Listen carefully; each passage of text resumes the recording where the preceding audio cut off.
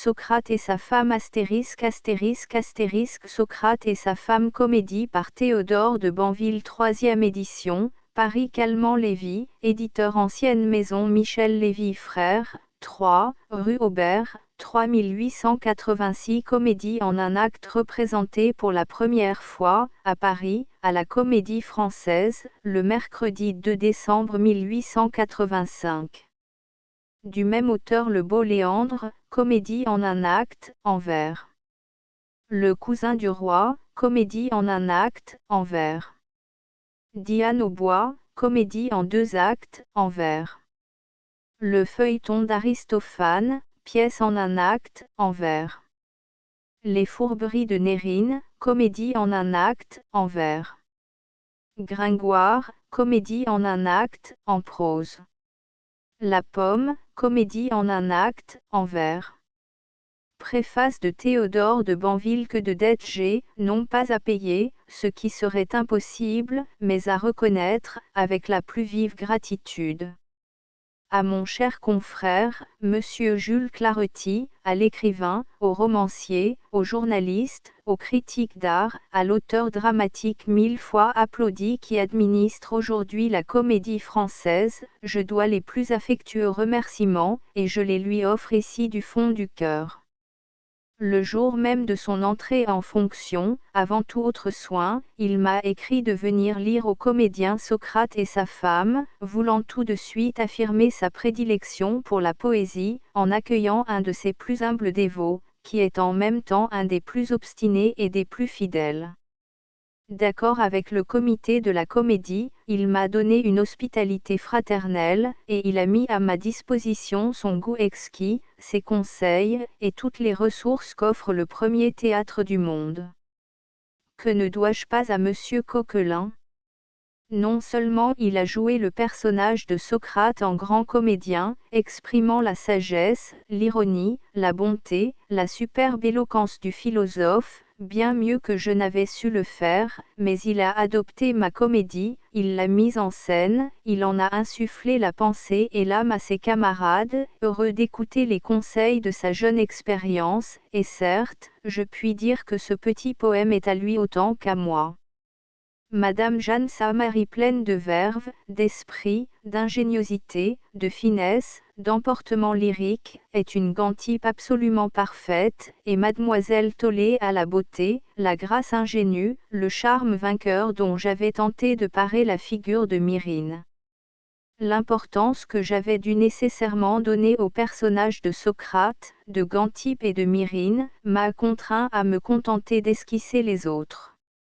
Les excellents artistes qui ont bien voulu s'en charger, Mesdemoiselles Martin et Persoun, Messieurs Joliet, Gravolet, Falconier et Hamel, les ont interprétés de façon à en accentuer la vie et le relief.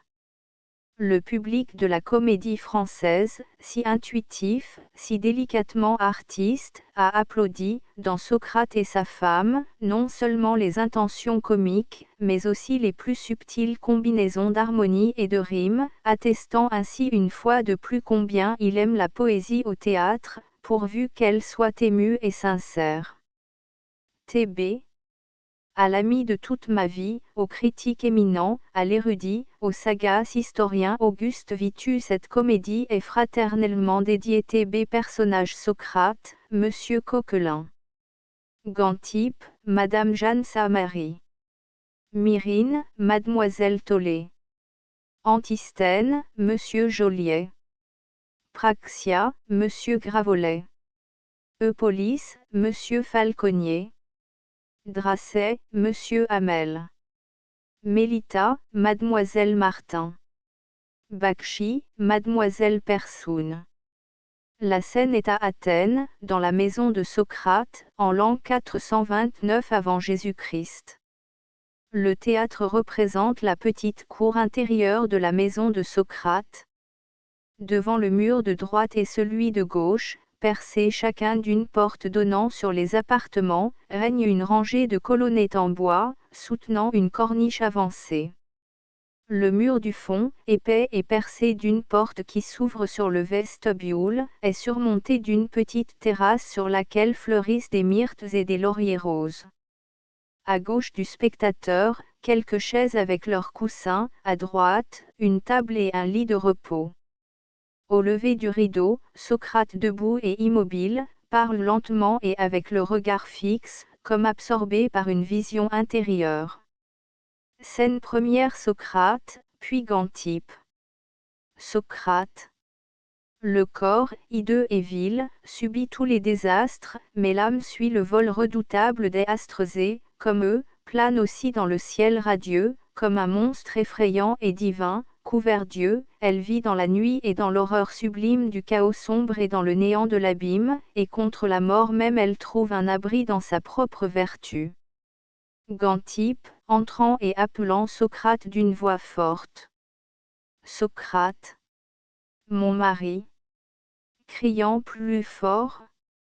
Socrate. À part. Autant vaudrait appeler une souche. S'avançant sur le devant de la scène, et parlant au public. Citoyens, voilà comme il est. Rien ne le touche. Une fois, on l'a vu demeurer, d'un soleil jusqu'à l'autre, à la pierre immobile pareille, absorbé dans son rêve, et sans changer de pose pour la nuit noire ou pour l'aurore au voile rose. Moi, dans ces moments-là, j'étouffe. Il y paraît. Ce songeur, ce dormeur éveillé, qui croirait que c'est un homme jeune, et que sa femme est jeune.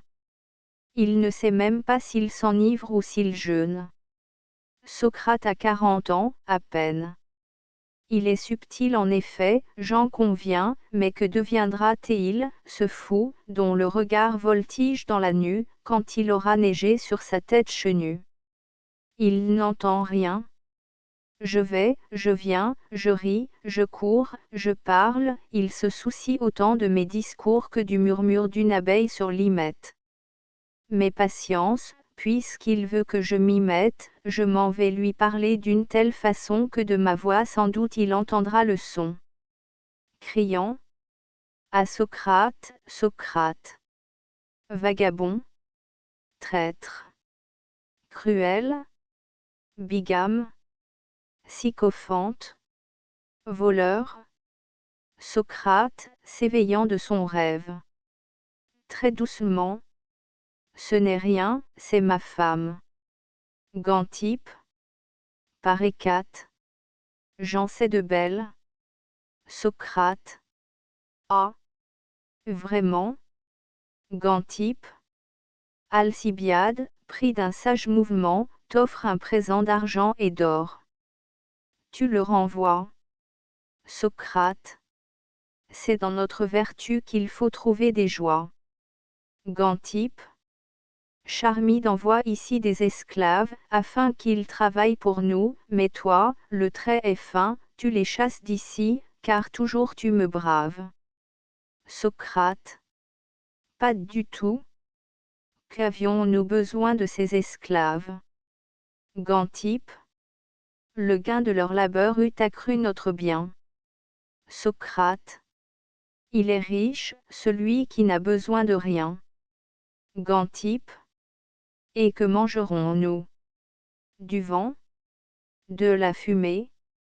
Toi, l'on te voit, selon ta vie accoutumée, enseignant aux passants l'art subtil de savoir prouver que, si le noir est blanc, le blanc est noir.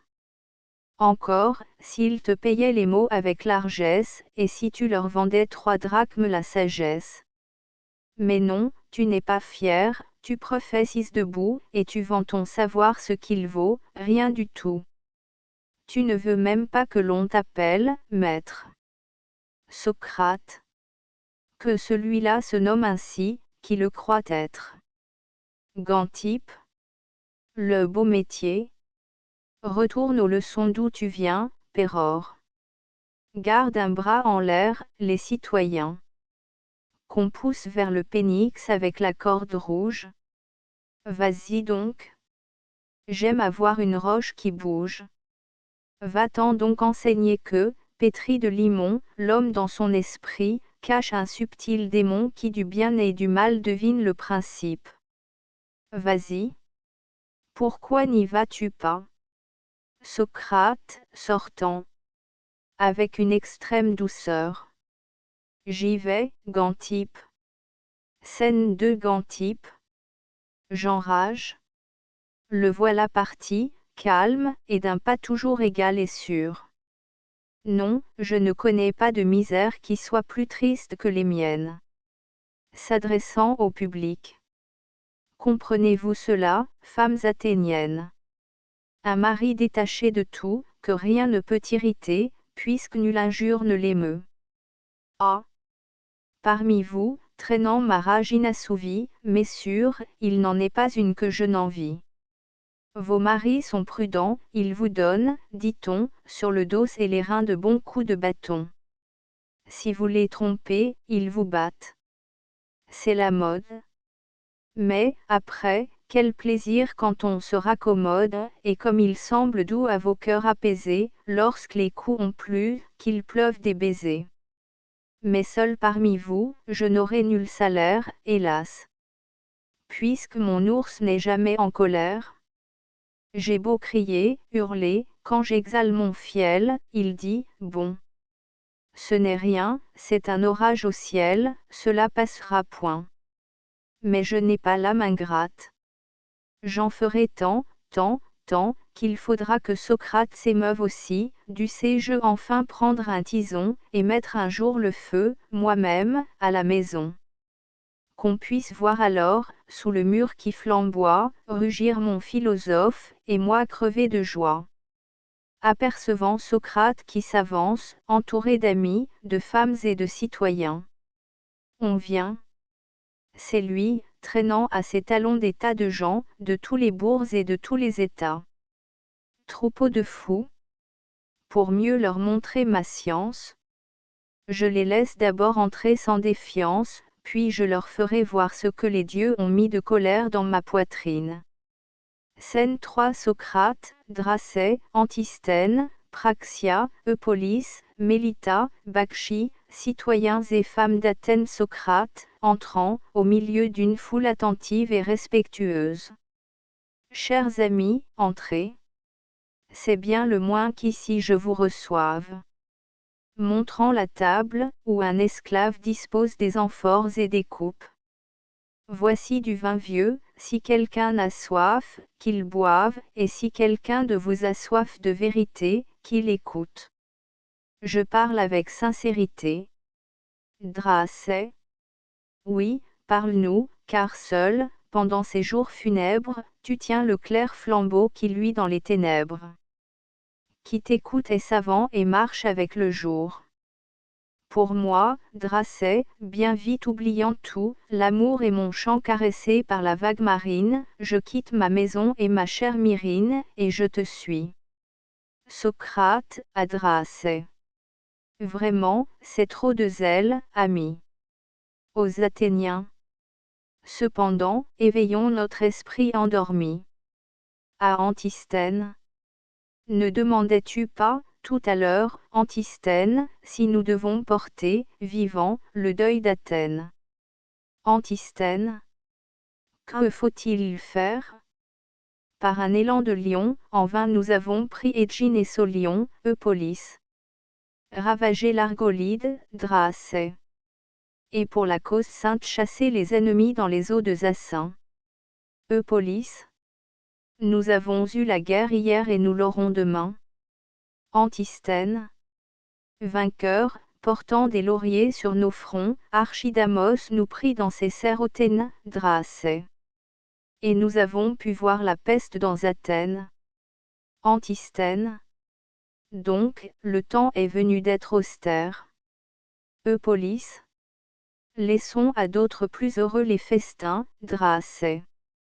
Les chansons, Antisthène. Les joyaux d'or, Eupolis. Les arts qui firent notre gloire, Dracée. Et l'orgueil de tailler des figures d'ivoire. Antisthène. Et la lyre. Socrate, avec ironie. C'est là votre sagesse? Praxia et toi, Praxia, que dis-tu? Praxia. Je dis que notre loi, c'est d'être des héros ivres de poésie, donc, ne renversons pas le vase d'ambroisie où s'abreuve le pur génie athénien. Guerrier, songeons à l'art aussi. Socrate. Tu parles bien, statuaire. Car Sparte à la rude mamelle rirait de nous, amis, si nous faisions comme elle, si vous, Athéniens, l'élégance, l'esprit, le bon sens ironique et la grâce qui rit, poète et sculpteur, maître en toutes choses, vous dont le chant ailé court dans les lauriers roses, vous lui donniez un jour le plaisir de vous voir sous des habits grossièrement mangeant le brouet noir.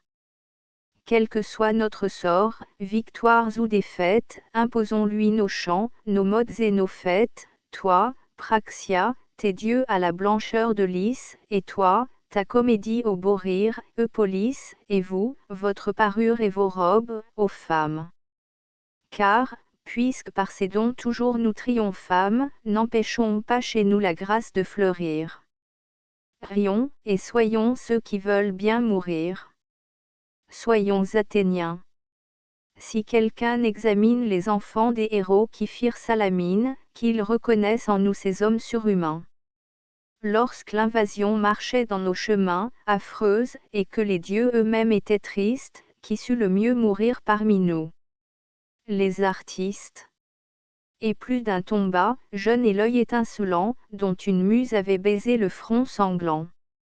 Alors que Xerxès, fou de sa gloire emphatique, jetait des millions de guerriers sur l'Attique, quand l'Asie en fureur inondait tous nos champs, le peintre, le sculpteur, le poète au doux chant, au palace, ont bien su combattre pour ta ville, et ce fut un soldat fidèle, cet Échille dont la tombe ne dit qu'un mot, selon ses vues, c'est qu'il fut bien connu du Mède aux longs cheveux. Ah! Quand nous marcherons dans les noirs mêlés, songeons dans notre esprit au divin propylée, et représentons-nous les temples radieux où Phidia, brillant de gloire, a mis les dieux. Oui, pour que la victoire, amis, nous soit aisée, il faut, cela convient aux enfants de Thésée, faire à l'heure présente ainsi qu'auparavant. Car Sophocle est vivant. Euripide est vivant. Et déjà le laurier d'Échille orne leur tête.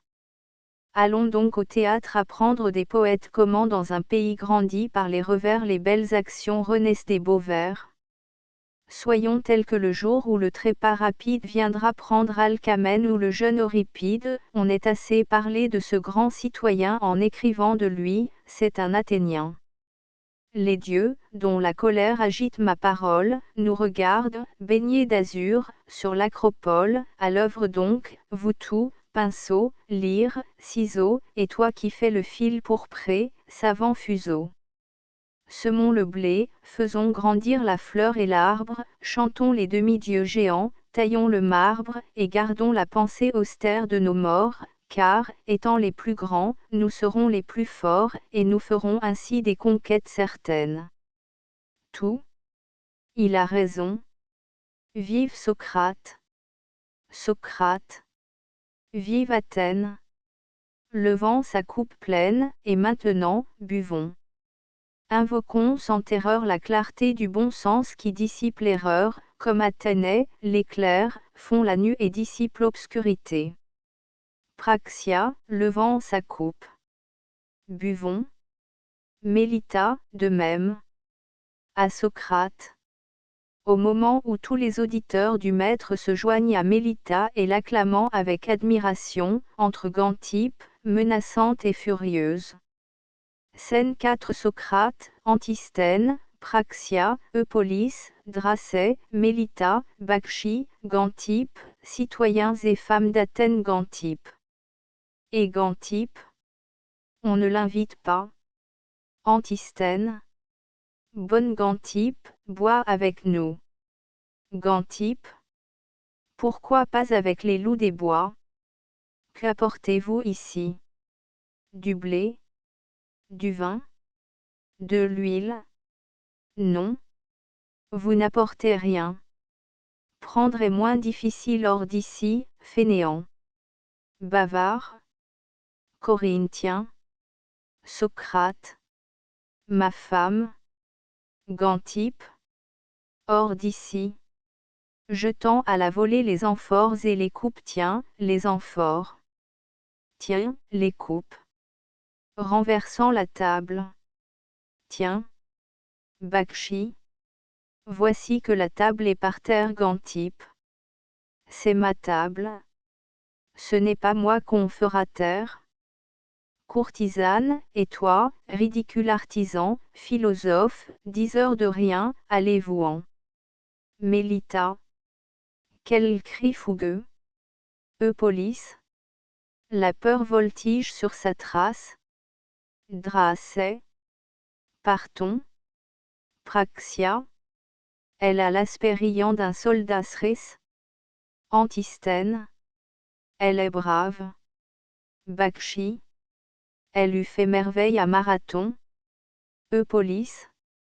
Cependant je comprends le roi Zeus qui, dit-on, pendit au haut du ciel environné de brume sa brave femme, ayant à ses pieds une enclume. Dracée. Partons vite. Bakshi. Au revoir, Socrate. Praxia. Que les dieux te gardent. Socrate. J'offre ici tout ce que j'ai de mieux, ami.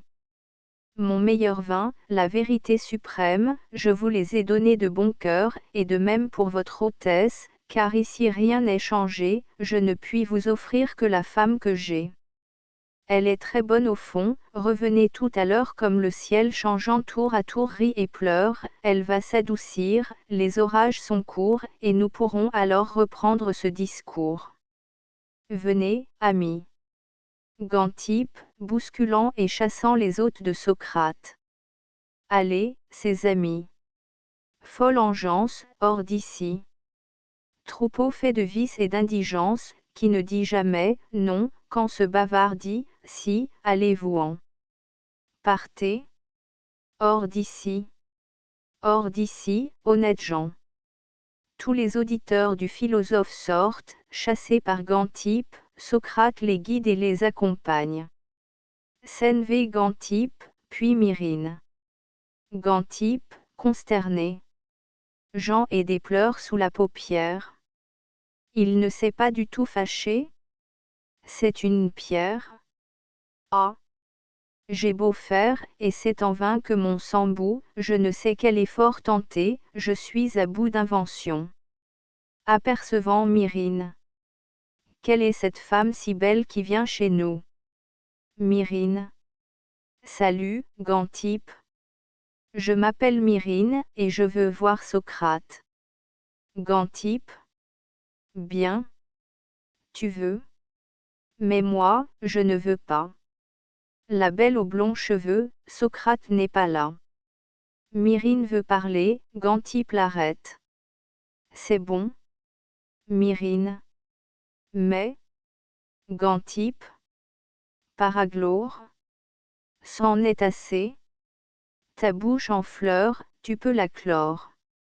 Myrrhine. Il faut. Gantype. Il ne faut rien du tout. Je te connais, Myrrhine. Ainsi que tes pareilles.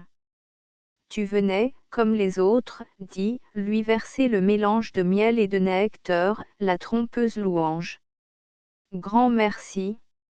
Mon mari n'est pas à marier. Myrrhine. Flatter Socrate. Moi. Je viens l'injurier. Gantype, tout à coup radouci. C'est autre chose. Myrrhine. J'ai la rage en ma poitrine. Gantype. Se peut-il? Conte-moi cela, bonne Myrrhine. L'injurier. Socrate est là. Tu le verras. Myrrhine. Grâce à lui, mon mari s'est enfui de mes bras. Oui, mon mari, Dracée d'Anagyre. Gantype. Un bel homme, je crois. Myrrhine. Beau, patient, travailleur, bâti comme Hercule, et qui naguère, avec des soins touchants, savait plaire à sa femme et cultiver ses champs. C'est de philosophie à présent qu'il s'affame. Gantype. Il néglige son champ, j'imagine. Myrrhine. Et sa femme? Gantype. Pauvre Myrrhine. Encore si Dracée était laid. Myrrhine. Un jour, il entendit Socrate qui parlait d'immortalité, sous les lauriers du Céphise. Dans la foule mêlée, Dracée eut l'âme prise. Gantippe. Comme les autres. Va, nul homme ne vaut rien. Myrrhine. Depuis ce jour, il suit Socrate comme un chien. Dès le matin, sous les portiques, au Pécile, on peut voir à sa suite errer mon imbécile. Cependant, l'héritage où sa vigne fleurit, son verger, son jardin. Gantippe. Sa femme. Myrrhine. Tout périt. Oui, Dracée, n'est-ce pas que la chose est indigne? M'abandonne. Gantippe. Et tu veux qu'il retourne à sa vigne? Myrrhine. Mais je verrai Socrate. On dit qu'il est moqueur, tant mieux. Je lui dirai ce que j'ai sur le cœur. Gantippe. Fort bien. Myrrhine. Il entendra mes plaintes. Gantippe. À merveille, m'assure. Myrrhine. Qu'il n'aille pas faire la sourde oreille. S'il pense que je vais jeûner pour ses beaux yeux, je lui montrerai bien qu'il se trompe. Gantippe. Tant mieux. Myrrhine. Peur des phrases. J'ai mieux que cela, je m'en flatte. Gantippe. Va, tempête, gémis, crie, accable Socrate. J'y consens, moi qu'il fuit, discourant et rêvant, pour lire des mots creux, sous la nue et le vent, aux gens de Munichie ou du port de Phalère. Ne faiblis pas. Lorsqu'il sera bien en colère, alors, appelle-moi, ma chère, nous rirons. Les hommes, crois-le bien, seraient moins fanfarons, si le mort leur blessait la bouche et la narine. Voilà Socrate. Il vient. Du courage, Myrrhine. Attaque-le sans peur et d'un front aguerri. Déchire à belles dents. Mort. Elle rentre dans la maison. Scène si Myrrhine, Socrate. Myrrhine. Rends-moi mon mari, Socrate. Socrate. Qui? Dracée. Myrrhine. Oui. Socrate. Tu l'auras sans doute égaré par hasard, comme on perd sur sa route des pièces de monnaie ou des bijoux de prix. Dis, c'est bien cela. Myrrhine, avec colère. Non. C'est toi qui me l'as pris. C'est toi qu'il suit avec une espérance folle, cherchant tes yeux, buvant longuement ta parole, écoutant tes discours rusés dont il a faim, et te suivant au bord de l'Ilisso, afin d'apprendre la sagesse. Ô démence! Socrate. Myrrhine, en toi le beau Dracée a la beauté divine, les cheveux ruisselants, la lèvre qui fleurit, Myrrhine. Que va-t-il donc chercher ailleurs? Socrate. C'est un esprit qui, par un entretien sérieux ou futile, l'enveloppe à son gré d'une flamme subtile, c'est la pensée, ainsi qu'un grand aigle irrité fuyant vers la justice et vers la vérité. Si tu veux près de toi le retenir, ô femme. Que ne lui montres-tu ton esprit et ton âme? Myrrhine, surprise. Que dis-tu? Socrate. Les beaux fruits de pourpre, les raisins que le soleil mûrit, sur les coteaux voisins, les mets bien apprêtés, les figues de l'Attique, le vin, qui met en nous la gaieté prophétique, tous ces trésors si chers à l'homme extasié, le laissent froid, sitôt qu'il est rassasié, et, nous pouvons le voir chez toute créature, c'est l'esprit qui demande alors sa nourriture. Myrrhine. Mais, Socrate. Lorsqu'il te prie, vierge en pleine floraison, n'est-ce pas que Dracée restait à la maison? Du moins on me l'a dit. Faut-il que je le croie? Myrrhine. Certes, il y restait. Socrate. Sans tristesse? Myrrhine. Avec joie? Socrate. Eh bien, qui faisait-il, Myrrhine? Myrrhine. Il m'admirait. Aux cheveux plus touffus que l'épaisse forêt, or, pourpre et blancheur digne d'une déesse, s'écria-il, je veux vous contempler sans cesse, aux beautés où le ciel mit son divin reflet. Socrate, en ce temps-là, c'est ainsi qu'il parlait, car Mondrasès alors n'était pas un rebelle. Socrate. Et que faisais-tu? Myrrhine. Moi? Je tâchais d'être belle. Socrate. Ah! Myrrhine. Pour lui plaire, afin d'obéir à ses vues, longuement je baignais d'essence mes cheveux, je me parais de fin tissu qu'un souffle emporte. Socrate. Bon. Mais lorsque Dracée t'admirait de la sorte, après ces longs moments à tes genoux passés, que lui disais-tu? Myrrhine, ingénument. Rien. Socrate. Rien. Ce n'est pas assez. Myrrhine. Plus tard, lorsque Dracée qui me fuit et m'oublie, te suivait déjà, plein de sa triste folie, souvent il m'a voulu redire tes discours. Je lui disais, ami, les heures et les jours sont rapides, pourquoi tous ces propos frivoles? Si tu me trouves belle, à quoi bon des paroles? N'avais-je pas raison? Socrate. Si fait? Peut-être. Mais on peut s'entendre mal en ne parlant jamais. Ô Myrrhine, dans Cyprès, île de fleurs vêtue, on vit un statuaire épris de sa statue, mais, par bonheur, Cypris vint à passer par là, si bien que Galatée eut une âme et parla. Sans quoi Pygmalion l'eût bien vite laissé?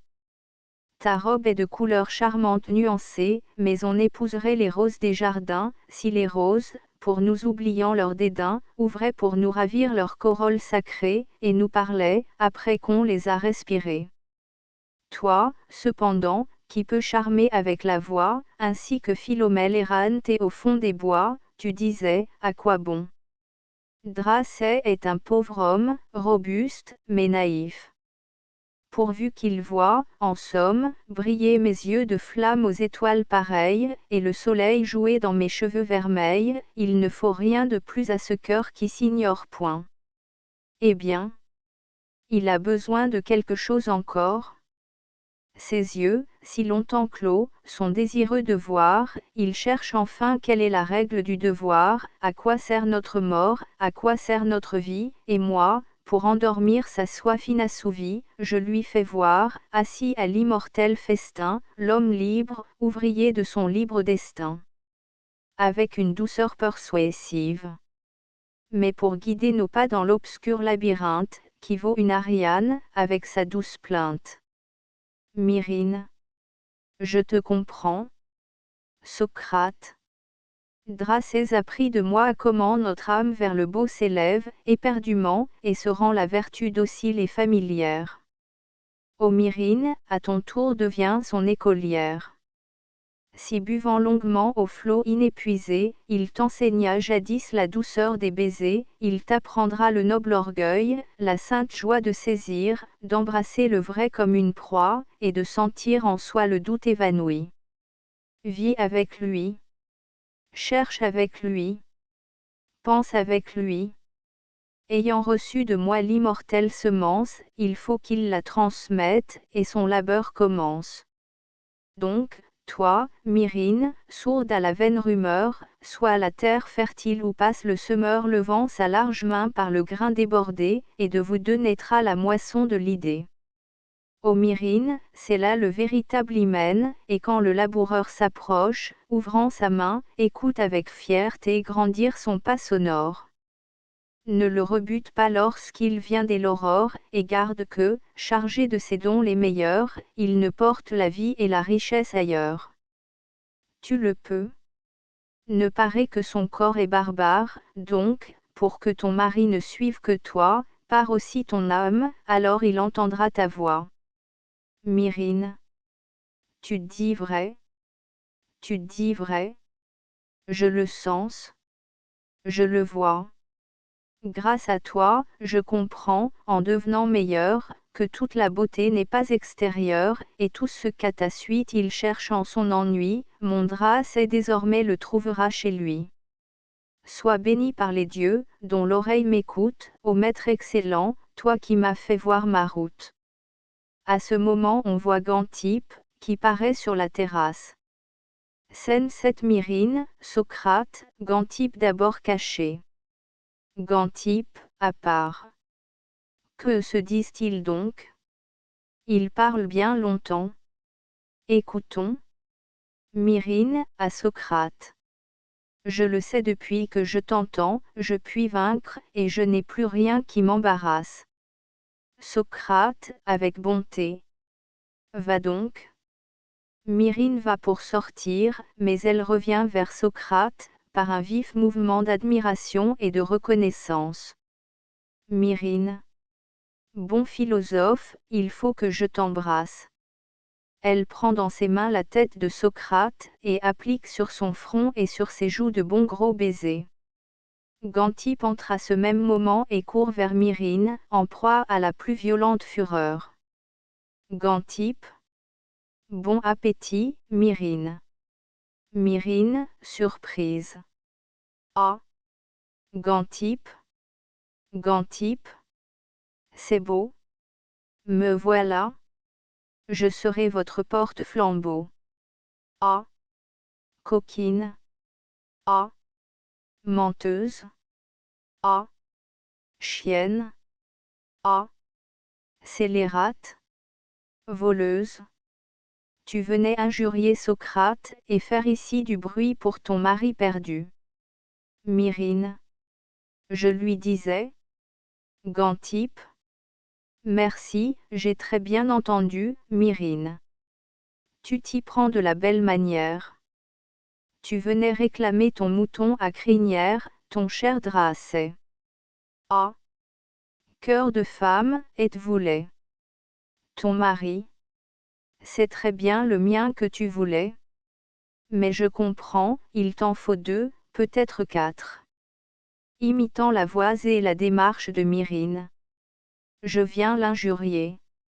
Reprenant sur son ton naturel. Tu parlais de le battre, de faire du tumulte et de tout jeter bas. Ah. Par hécate. C'est à beau bras que tu bats. Cette façon de battre est aimable et gentille, mais tu vas voir comme on s'y prend dans ma famille. Gantippe veut se précipiter sur Myrrhine, mais Socrate arrête sa femme, la prend dans ses bras et l'y retient captive. Socrate, tenant Xanthippe tout beau. Là. Calme-toi, ma femme. Gantippe, n'essayant en vain de se dégager. Laisse-moi, toi, philosophe. Il a pour elle de l'effroi. Et, comme c'est toujours la sagesse qu'il cherche, il se contenterait très bien de cette perche. Mais je la veux. Du moins une fois pourra-t-on voir enfin le coussin qui battra le bâton. Myrrhine, timidement. Si j'ai baisé le front de Socrate. Gantippe. Sa bouche en convient. L'impudence est chez elle farouche. Ainsi tu caressais, pareil au flot amer, ce front plus dénudé qu'un rocher de la mer.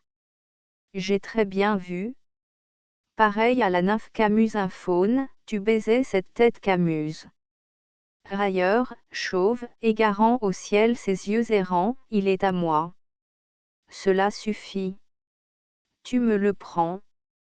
Les paroles de miel qui tombent de tes lèvres n'excitent pas en lui d'assez ardente fièvre, tu fais en vain sur lui ruisseler tes cheveux, cela ne suffit pas, alors, comme tu veux que le docile amour accourt sur vos traces, quand ce n'est plus assez des discours, tu l'embrasses.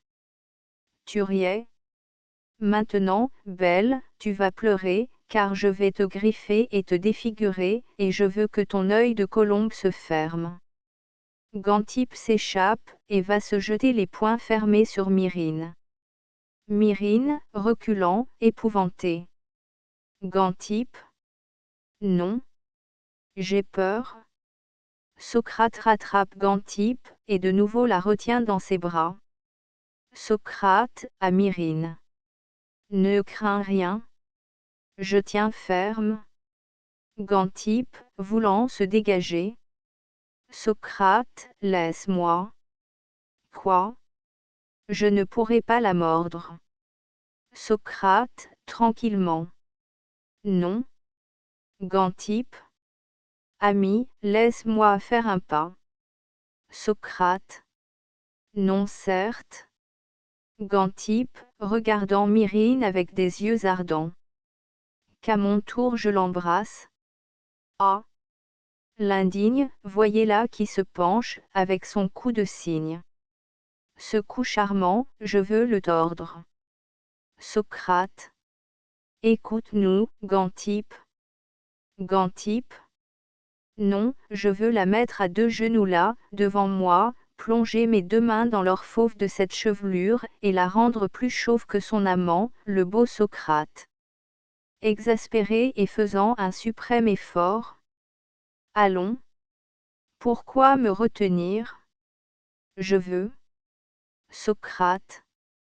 Gantippe, calme-toi. Gantippe, que sa rage étouffe. Je veux.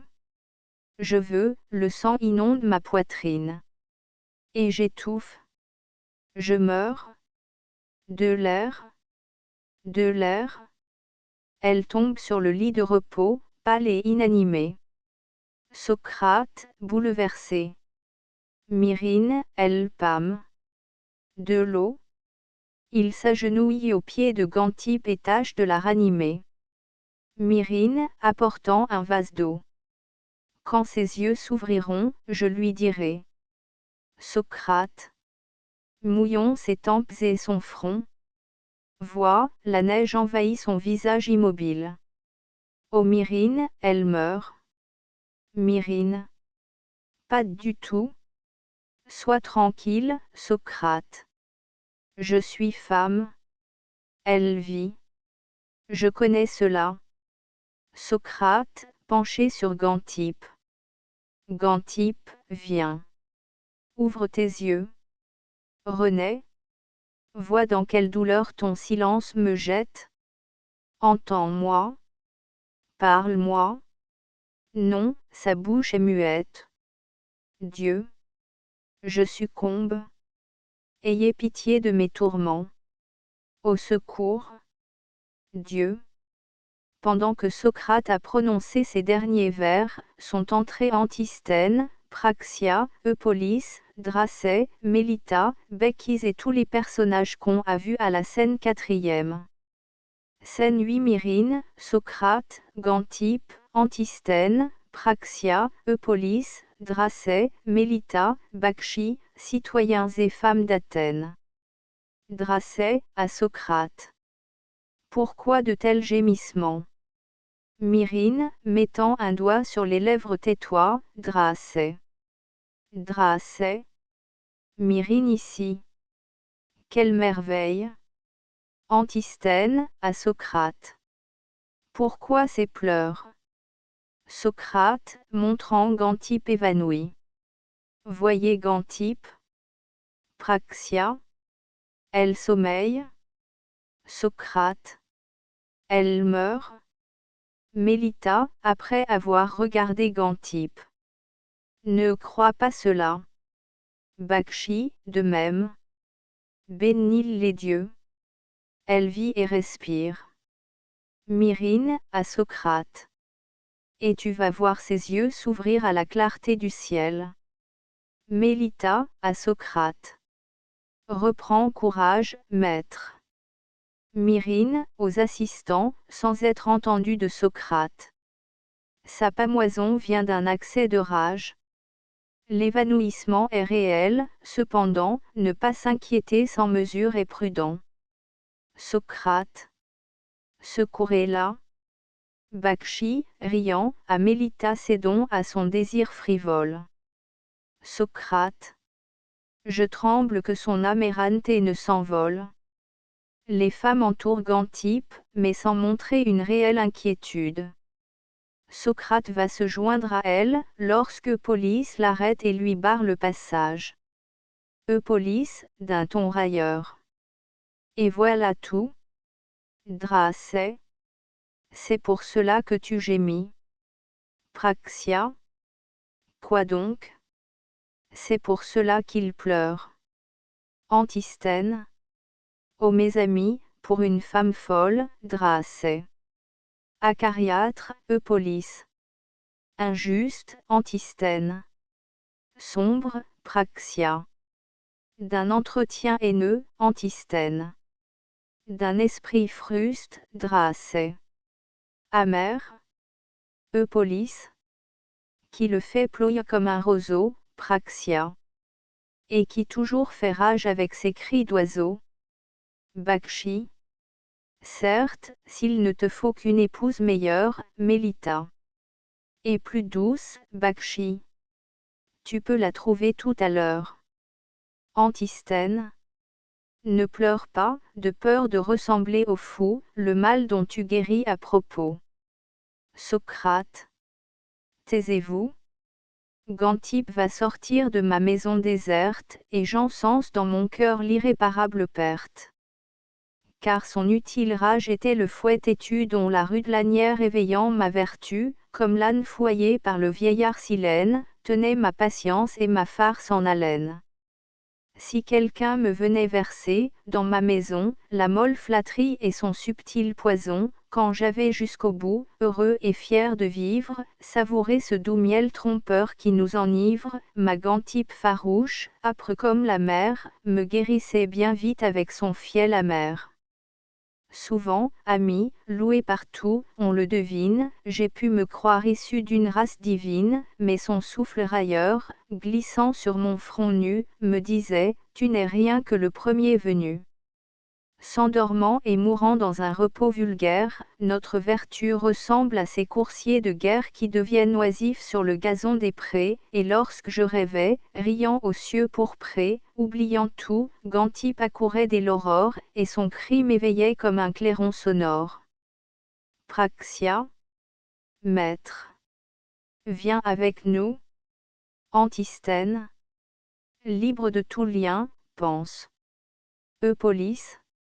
Nous entendrons tes subtils entretiens sur les grands dieux et sur l'éternité des choses, près du clair ilisseau, bordé de lauriers roses. Bakshi.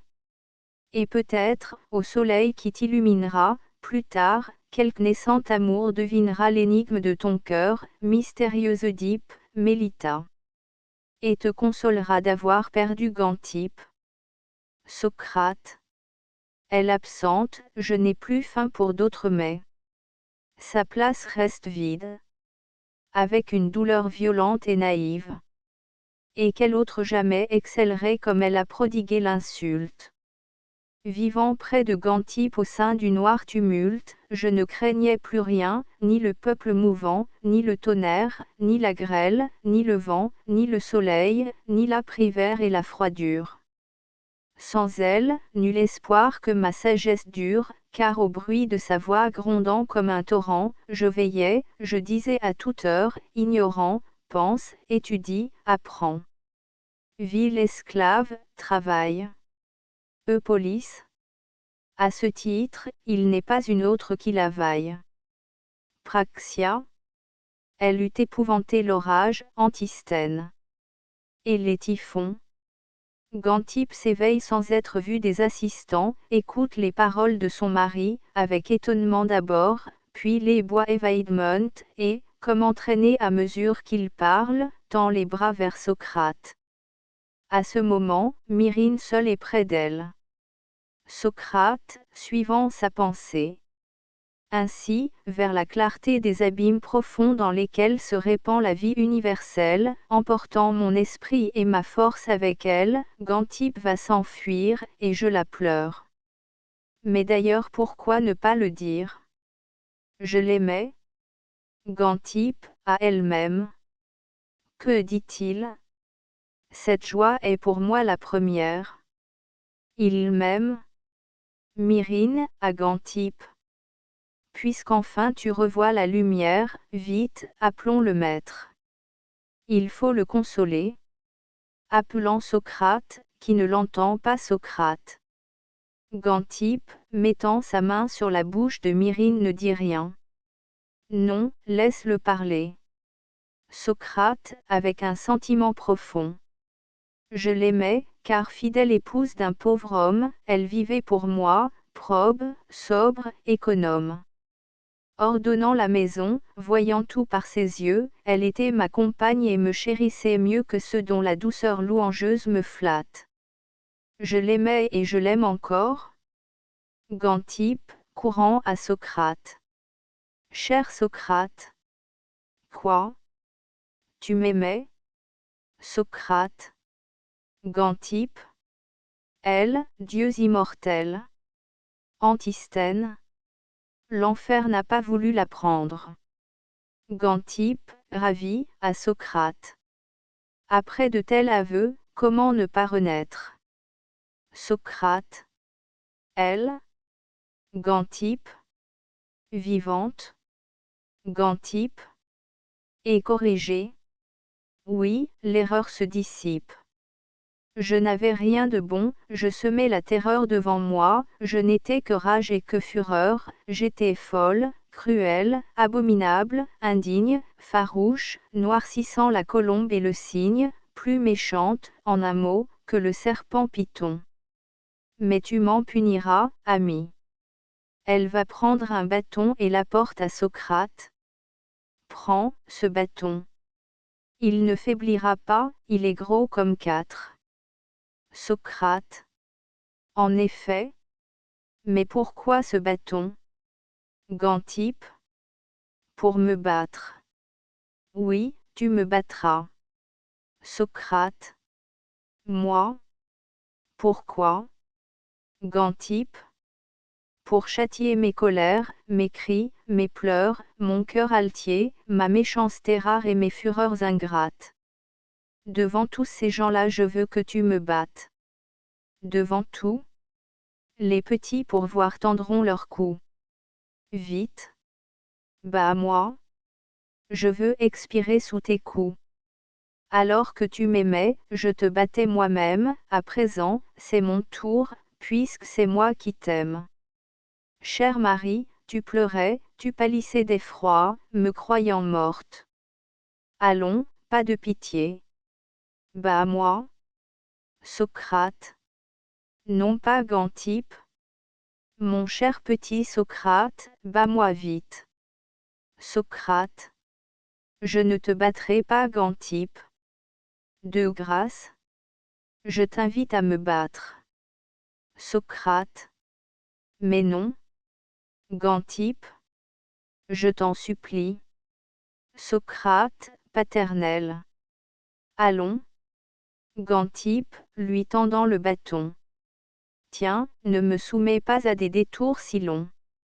Socrate, bah moi. Socrate. Pas du tout. Gantippe. Je t'en conjure. Socrate. Et. Point. Gantippe. Me refuser serait me faire injure. Socrate. Mais non. Gantippe, éclatant en pleurs. Bah moi. Socrate. Voilà qu'elle pleure à présent. Tu veux? Gantippe. Je veux 100 coups. Socrate. Mais. Gantippe. Fais-moi ce présent. Donne-moi 100 coups. Socrate. Non. Gantippe. Je n'en puis rien rabattre. Socrate. Voyons, bonne Gantippe, il faut. Gantippe, frappant du pied. Avec colère. Il faut me battre. Socrate, levant les yeux au ciel. Apollon. Jour, esprit, clarté, protège-nous. À Gantippe. Quittons ce vain propos. Gantippe, insistant. J'embrasse tes genoux. Socrate, doucement persuasif. Te battre. Ce serait folie. Gantippe, s'animant. Au sort morose. Me va-t-il refuser encore si peu de choses? Quoi donc? ayant si bien pleuré sur mon trépas, tu me dédaignerais. Tu ne me battrais pas.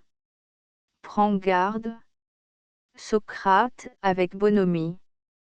Que ton cœur pour le bien s'évertue, c'est admirable, mais vouloir être battu devant tout, apporter même un bâton, cela, ma femme, c'est tomber de Charybde dans Scylla.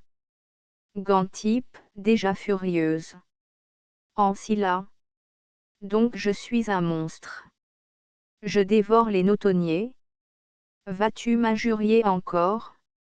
Veux-tu me battre, ou non?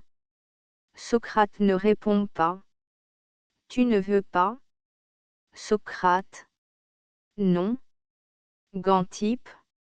Non. Si fait. Tu me battras, ou j'y perdrai mon nom. Socrate. Mais non. Gantippe, exaspéré. Bah moi. Socrate. Non, par Hercule c'est corroborable. Gantippe. Tu ne veux pas? Socrate. Non. Gantippe. Non. Jetant le bâton et donnant un soufflet à Socrate. Eh bien. Tiens. Gantippe, stupéfaite de sa propre action et comme foudroyée, tombe aux pieds de Socrate. Gantippe, à genoux. Avec confusion. Misérable. Voilà que je retombe en mon égarement. Ta Gantippe n'est rien que démence et tourment. Hélas! À quoi, taillée en une telle étoffe, peut-elle donc servir? Socrate, la relevant et la prenant dans ses bras. À faire un philosophe? Adrasset. Et toi, bon Dracet, prends Myrrhine par la main, savourez à longs traits, sans attendre à demain, le bonheur que les dieux offrent avec largesse, et vous aurez aussi, par surcroît, la sagesse. Gantippe, dans les bras de Socrate. Au public. Tout le mal est venu de la femme. Raison obscurcie, appétit du lucre, trahison, coupe d'or où les vins sont mélangés de lit, tout crime, tout mensonge heureux, toute folie vient d'elle. Socrate. Adorez-la pourtant, puisque les dieux l'ont faite. Après avoir rêvé. Et c'est encore ce qu'ils l'ont fait de mieux. Le rideau tombe. Fin Bourloton. Imprimerie réunie, B. Astérisque end of the project Gutenberg ebook Socrate et sa femme astérisque updated editions will replace the previous one, the all editions will be renamed. Creating the works from print editions not protected by US copyright law means that no one owns the United States copyright in these works, so the Foundation, and you, can copy and distribute it in the United States without permission and without paying copyright royalty. Special rule, set forth in the general terms of use part of this license, apply to copying and distributing Project Gutenberg symbol marque commercial electronic works to protect the Project Gutenberg symbol marque commercial concept and trademark. Project Gutenberg is a registered trademark, and may not be used if you charge for an ebook, except by following the terms of the trademark license, including paying royalty for use of the Project Gutenberg trademark. If you do not charge anything for copy of this ebook, complying with the trademark license is very easy. You may use this ebook for nearly any purpose such as creation of derivative works, report, performance and research. Project Gutenberg ebooks may be modified and printed and given away. You may do practically anything in the United States with ebooks not protected by US copyright law. Redistribution is subject to the trademark license, especially commercial redistribution. Start, Full license. The full project Gutenberg license. Please read this before you distribute or use this work to protect the project Gutenberg symbol. Marque commerciale. Mission of promoting the free distribution of electronic works, by using or distributing this work, or any other work associated in any way with the phrase Project Gutenberg. You agree to comply with all the terms of the full Project Gutenberg symbol. Marque commerciale. Licence available with this file or online at www.gutenberg.org/licence. Section 1. General Terms of Use and Redistributing Project Gutenberg symbol. Marque commerciale. Electronic Works. A by reading or using any part of this Project Gutenberg symbol. Marque commerciale. Electronic Work. You indicate that you have read, understand, agree to and accept all the terms of this license and intellectual property, trademark / copyright, agreement. If you do not agree to abide by all the terms of this agreement, you must cease using and return or destroy all copy of Project Gutenberg symbol. Marque commerciale. Electronic Works in your possession. If you paid a fee for obtaining a copy of or access to a Project Gutenberg symbol. Marque commerciale. Electronic Work and you do not agree to be bound by the terms of this agreement, you may obtain a refund from the person or entity to whom you paid the fee as set forth in paragraph 1.e.8.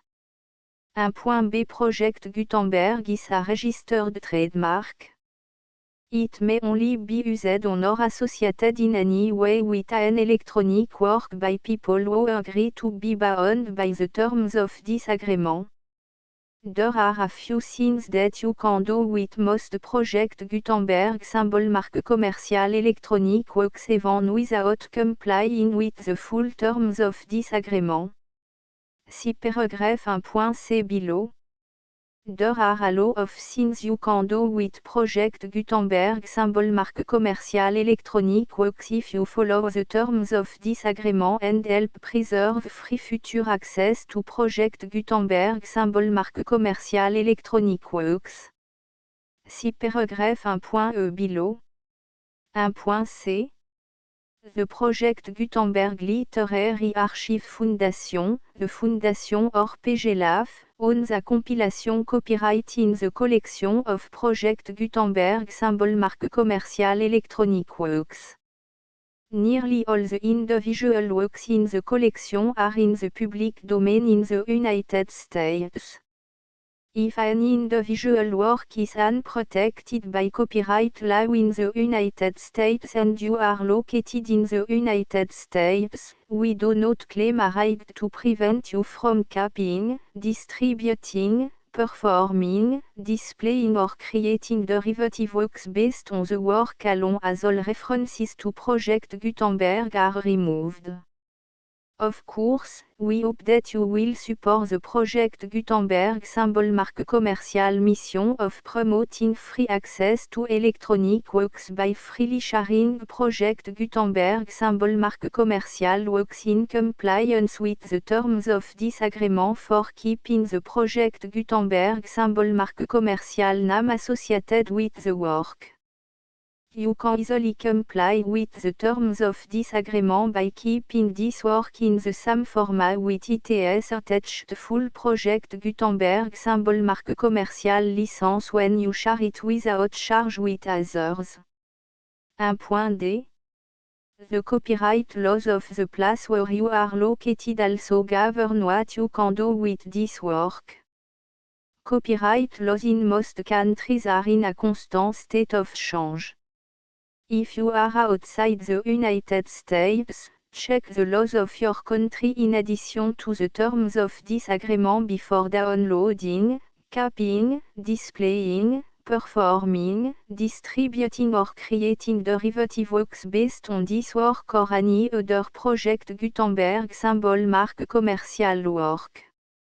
The Foundation makes no representations concerning the copyright status of any work in any country other than the United States.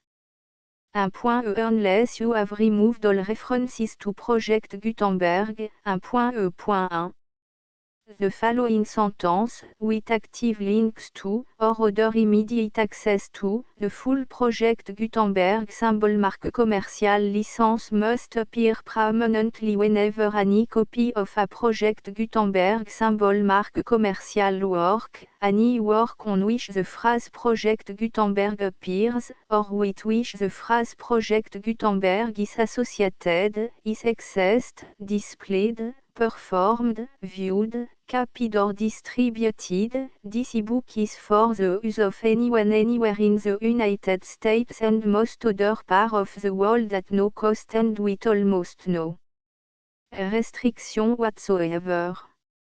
You may copy it, give it away or reuse it under the terms of the Project Gutenberg license included with this ebook or online at www.gutenberg.org. If you are not located in the United States, you will have to check the laws of the country where you are located before using this ebook. 1.2.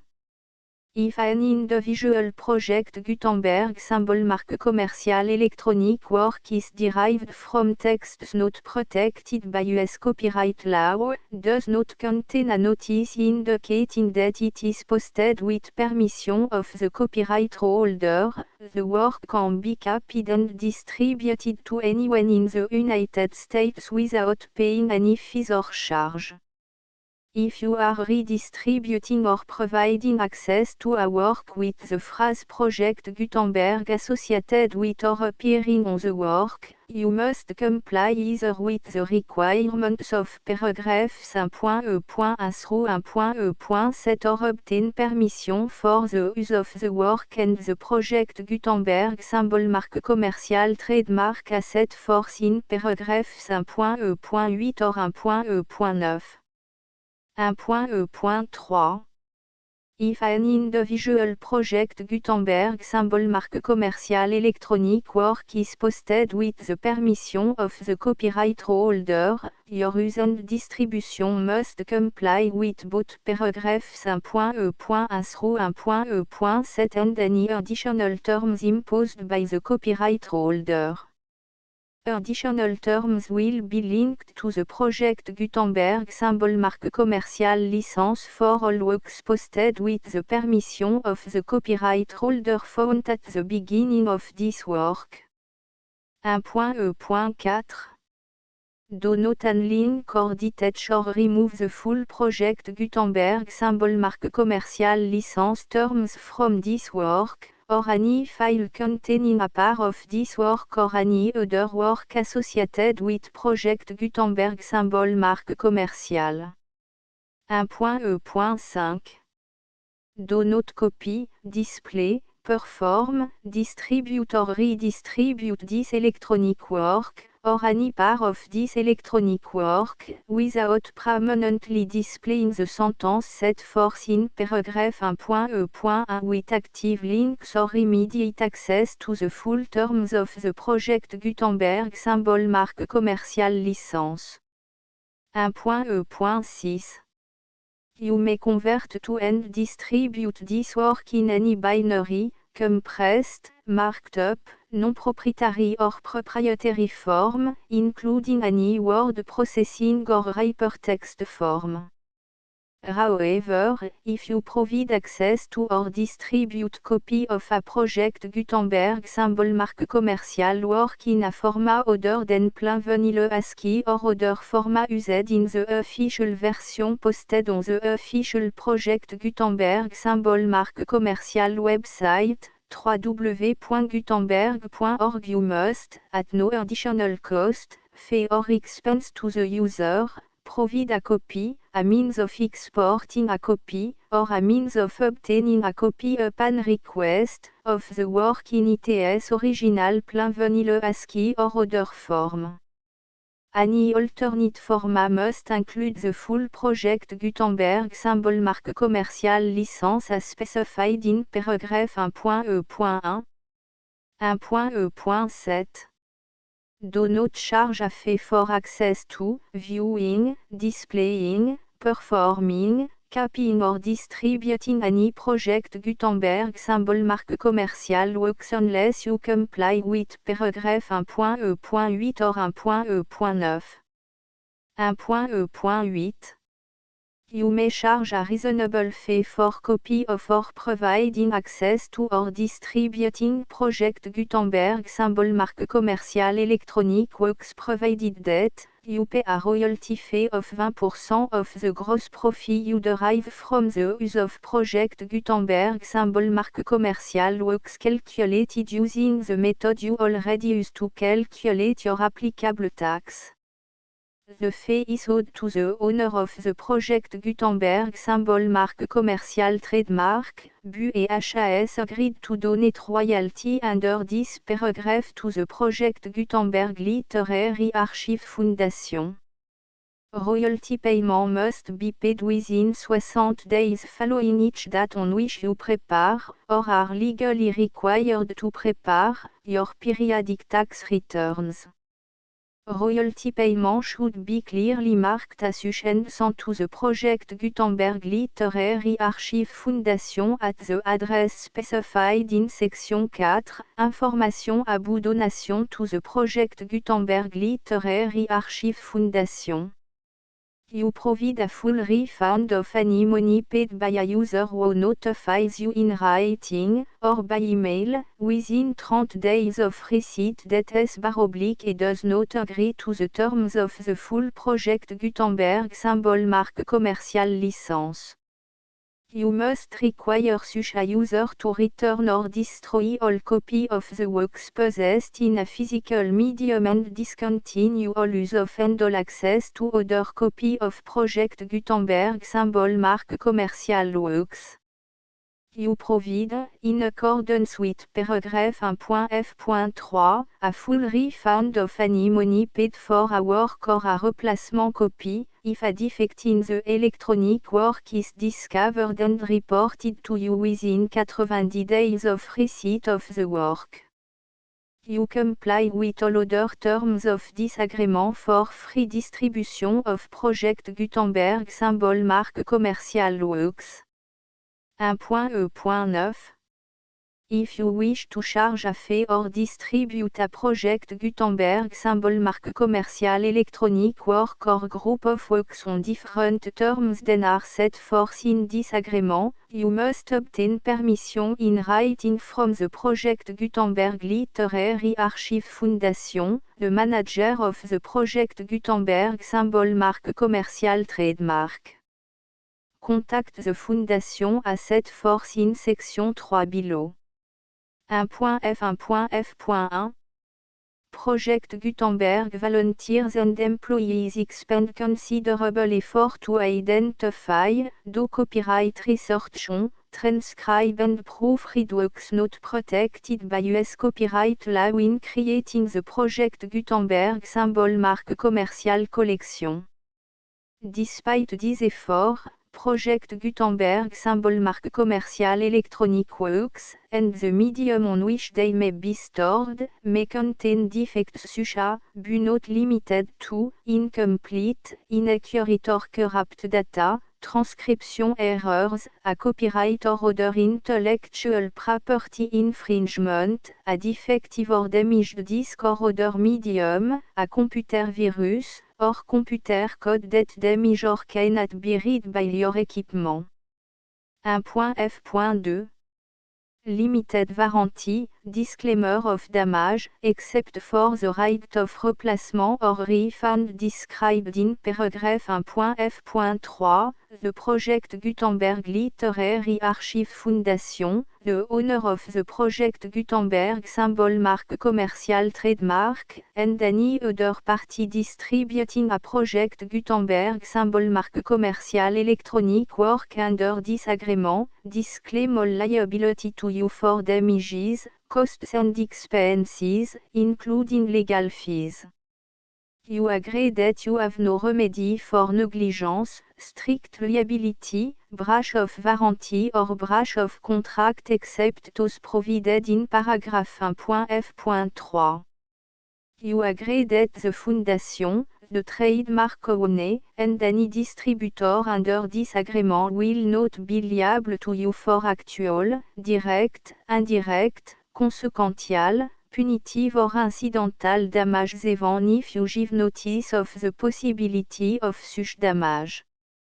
1.f.3 Limited right of replacement or refund, if you discover a defect in this electronic work within 90 days of receiving it, you can receive a refund of the money, if any, you paid for it by sending a return explanation to the person you received the work from.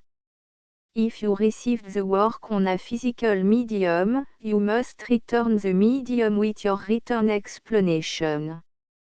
The person or entity that provided you with the defective work may elect to provide a replacement copy in lieu of a refund. If you received the work electronically, the person or entity providing it to you may choose to give you a second opportunity to receive the work electronically in lieu of a refund. If the second copy is also defective, you may demand a refund in writing without further opportunities to fix the problem. 1.f.4 Except for the limited right of replacement or refund set forth in paragraph 1.f.3, this work is provided to you as, with no other warranties of any kind, express or implied, including but not limited to warranties of merchantability or fitness for any purpose. 1.f.5 Some states do not allow disclaimers of certain implied warranties or the exclusion or limitation of certain type of damages. If any disclaimer or limitation set forth in this agreement violates the law of the state applicable to this agreement, the agreement shall be interpreted to make the maximum disclaimer or limitation permitted by the applicable state law. The invalidity or unenforceability of any provision of this agreement shall not void the remaining provision. 1.f.6 Indemnity, you agree to indemnify and hold the foundation, the trademark owner, any agent or employee of the foundation, anyone providing copy of Project Gutenberg symbol marque commercial electronic works in accordance with this agreement, and any volunteers associated with the production, promotion and distribution of Project Gutenberg symbol marque commercial electronic works, harmless from all liability, costs and expenses, including legal fees, that arise directly or indirectly from any of the following which you do or cause to occur. A. Distribution of this or any Project Gutenberg symbol marque commercial work. B. Alteration, modification, or addition or deletions to any Project Gutenberg symbol marque commercial work. And C. Any defective cause. Section 2. Information about the mission of Project Gutenberg symbol marque commercial. Project Gutenberg symbol marque commercial is synonymous with the free distribution of electronic works in format readable by the widest variety of computer including obsolete, old, middle-aged and new computer. It exists because of the effort of hundreds of volunteers and donations from people in all walks of life. Volunteers and financial support to provide volunteers with the assistance they need are critical to reaching Project Gutenberg symbol marque commercial's goals and ensuring that the Project Gutenberg symbol marque commercial collection will remain freely available for generations to come. In 2001, the Project Gutenberg Literary Archive Foundation was created to provide a secure and permanent future for Project Gutenberg symbol marque commercial and future generations. To learn more about the project Gutenberg Literary Archive Foundation and how your efforts and donations can help, see section 3 and 4 and the Foundation information page at www.gutenberg.org. Section 3. Information about the project Gutenberg Literary Archive Foundation. The project Gutenberg Literary Archive Foundation is a non-profit 501(c)(3) educational corporation organized under the laws of the state of Mississippi and granted tax-exempt status by the Internal Revenue Service. The Foundation SEIN or Federal Tax Identification Number is 64 à 6 221 541. Contribution to the project Gutenberg Literary Archive Foundation are tax deductible to the full extent permitted by U.S. federal laws and your state's laws. The Foundation's business office is located at 809 North 1500 West, Salt Lake City, U84 116, 801, 596 à 1887. Email contact links and up-to-date contact information can be found at the Foundation's website and official page at www.gutenberg.org/contact section 4. Information about donation to the project Gutenberg Literary Archive Foundation. Project Gutenberg symbol marque commercial depends upon and cannot survive without widespread public support and donation to carry out its mission of increasing the number of public domain and licensed works that can be freely distributed in machine-readable form accessible by the widest array of equipment including outdated equipment. Many small donations, $1 to $5,000, are particularly important to maintaining tax-exempt status with the IRS. The Foundation is committed to complying with the laws regulating charities and charitable donations in all 50 states of the United States. Compliance requirements are not uniform and it takes a considerable effort, much paperwork and money fees to meet and keep up with these requirements. We do not solicit donations in locations where we have not received written confirmation of compliance. To send donation or determine the status of compliance for any particular state, visit www.gutenberg.org/donate. While we cannot and do not solicit contribution from states where we have not met the solicitation requirements, we know of no prohibition against accepting unsolicited donation from donors in such states who approach us with offers to donate. International donations are gratefully accepted, but we cannot make any statements concerning tax treatment of donations received from outside the United States. US laws alone swamp for small staff. Please check the Project Gutenberg web page for current donation methods and addresses. Donations are accepted in a number of other ways including checks, online payments and credit card donations. To donate, please visit www.gutenberg.org/donate. Section 5. Général information about Project Gutenberg symbol marque commerciale electronic works. Professor Michael S.R. was the originator of the Project Gutenberg symbol marque commercial concept of a library of electronic works that could be freely shared with anyone. For 40 years, he produced and distributed Project Gutenberg symbol marque commercial e-books with only a loose network of volunteer support. Project Gutenberg symbol marque commercial e-books are often created from several printed editions, all of which are confirmed and not protected by copyright in the US unless a copyright notice is included. Thus, we do not necessarily keep e-books in compliance with any particular paper edition. Most people start at our website which has the main page search facility, www.gutenberg.org. This website includes information about Project Gutenberg symbol marque commerciale, including how to make donation to the Project Gutenberg Literary Archive Foundation, how to help produce our new ebooks, and how to subscribe to our email newsletter to read about new ebooks. Socrate et sa femme comédie par Théodore de Banville 1886 comédie en un acte représenté pour la première fois, à Paris, à la Comédie Française, le mercredi 2 décembre 1885.